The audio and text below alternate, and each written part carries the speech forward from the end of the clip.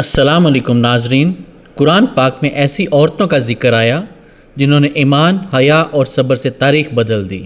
کہیں مریم کو بغیر باپ کے بیٹا عطا ہوا، کہیں آسیہ رضی اللہ تعالیٰ عنہ نے فرعون کے محل میں ایمان کی شمع جلائی۔ آئیے دیکھتے ہیں آپ ان عظیم خواتین کے بارے میں کتنا جانتے ہیں۔ سوال ہے، قرآن پاک میں صراحت کے ساتھ یعنی براہ راست بغیر کسی اشارے کے کس عورت کا نام ذکر ہوا ہے؟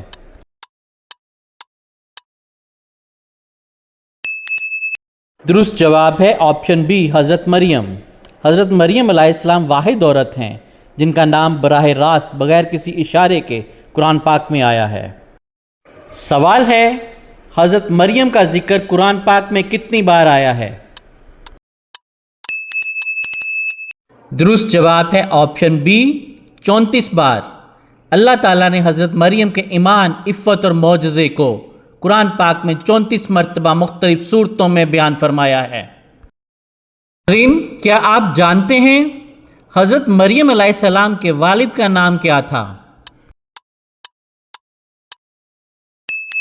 درست جواب ہے آپشن بی، حضرت عمران۔ قرآن پاک میں آل عمران کا ذکر انہی کے خاندان کے نام سے منسوب ہے۔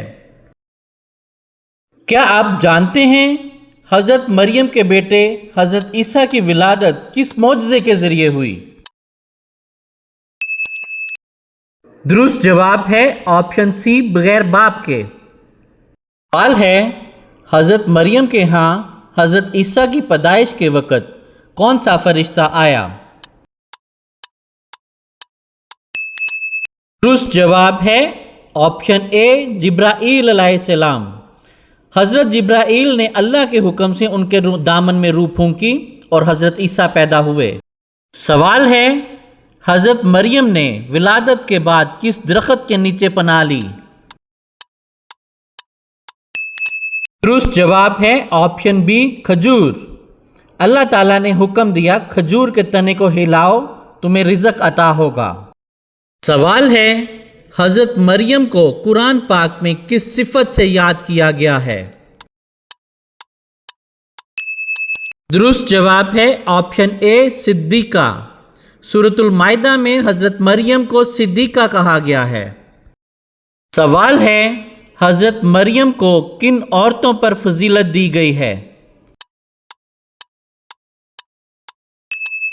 درست جواب ہے آپشن بی، تمام جہان کی عورتوں پر۔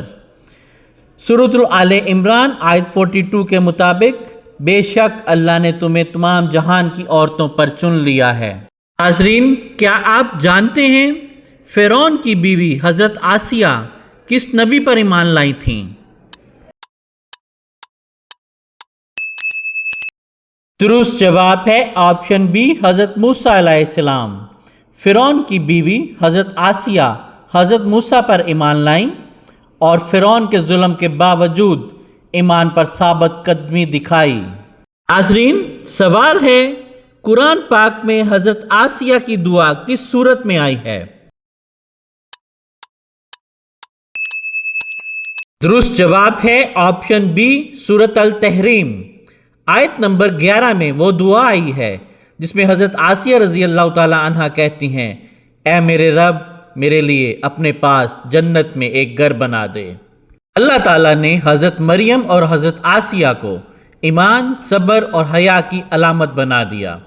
آئیے ان پاک ہستیوں کی طرح ہم بھی اپنی زندگی میں یقین اور استقامت پیدا کریں۔ سبحان اللہ۔